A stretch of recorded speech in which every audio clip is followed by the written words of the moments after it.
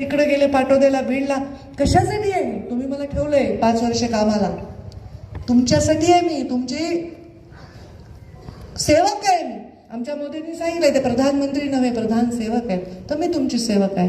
हे 5 वर्ष मी तुमची सेवा करणार आहे. पण त्याचबरोबर मी तुमची आई देखील आहे, तुमची ताई देखील आहे. तुमचा कान धरायचा अधिकार मला आहे.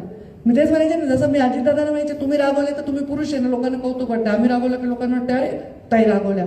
तर मी काही मला कोणाचा रागवत नाही. मी तुमच्या घडवण्याचा प्रयत्न करते. कार्यकर्त्याने मी सांगायचे बोगस कामं करू नका.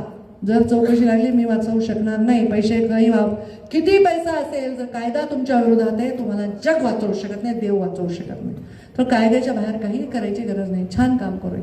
हे प्रवचन देण्याचं कारण आहे की परत या कार्यालयातून अशा काही अपेक्षा तुम्ही करू नये की अँटी करप्शनमध्ये मी पकडला गेलोय, पैसे घेतले होते हातात, पावडर पण लागली माझ्या हाताला, पण ताई माझा तुमच्या पाहुण्याचा मी पाहुणा आहे, काय करू शकते. एक अधिकारी माझ्याकडे आला होता ग्रामविकास असताना. त्यांनी एका लैंगिक शोषण केलं एका महिला अधिकाऱ्याचं. आणि तो लांब लांबून नातं सांगून माझ्याकडे आला. मी म्हणलं बाबा तुला त्यांनी नाही जेलमध्ये घातलं तर मी घालू. कृपा करून असे काही असंविधानिक गोष्टी विचारू नका. त्याची जागा इथे नाही. हा काळ वेगळा आहे. आपली परिस्थिती ओळखा, आपली ऐपत ओळखा, त्याच्यात आनंदी राहा. ती ऐपत 10 पैशाची असेल तर 15 पैशाची करायचा प्रयत्न करा. 10 पैशाची ऐपत जो 100 रुपयाची करायला जातो त्याची जागा तुरुंगात आहे. मोदीजींनी गेल्या अनेक वर्षात दाखवले की तुम्ही बाबा हे असं चुकीचे कार्य अपेक्षाच करू नका. चांगल्या अपेक्षा करा. तुम्ही मला म्हणले ना ताई मला कॅन्सर झालाय, मला काही झालंय, मी देईन, माझं मोडून देईन घरचं, पण मला ह्याच्यातून वाचवा, मला त्याच्यातून वाचा. एका कार्यकर्त्याच्या मुलाने फ्रॉड केला, 40-50 लाखाला गंडवलं लोकांना. ते पैसे ताई तुम्ही द्या ना, मी तुमचे कार्यकर्ते.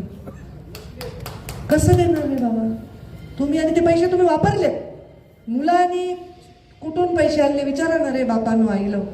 नवरा कुठून पैसे आणतो विचारा ना बायकांनो.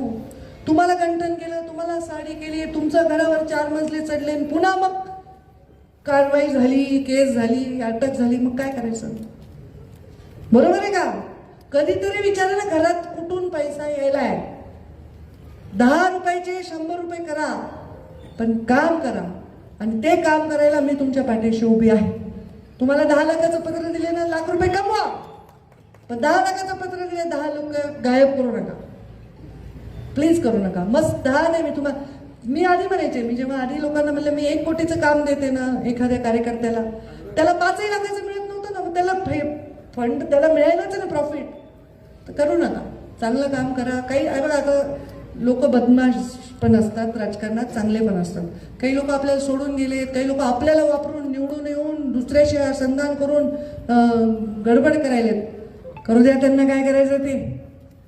माझ्या विरुद्ध कारस्थान केलेला कोणताही माणूस आज जागवा कुठे दाखवा, कारण माझ्या हृदयामध्ये पाप नाही, देवाचा साक्षात आशीर्वाद. आता 400 मतांनी पडले माधव तात्या. किती मतांनी पडले? तो 600 मतांनी पडले. म्हणजे अजून 400-500 मताचाच विषय होता ना. म्हणजे हे होत राहतंय राजकारणात. मी पण पडली, पण ज्यांनी हे केलं ते पुन्हा नकाशावरून गायब होतं, ते लक्षात ठेवा. आणि त्याला मला काहीच करावं लागत नाही. निसर्ग करतो काय करायचं. चांगलं काम करणाऱ्या माणसाच्या पाठीविषयी सगळ्या शक्ती एक येतात, सगळ्या शक्ती. त्यामुळे तुम्ही माझी शक्ती आहात.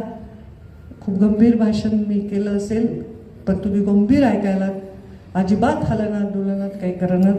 मग तुम्ही झोपला असताल तर उठा, आणि जागे असताल तर टाळ्या वाजवा, आणि मला रजा. धन्यवाद.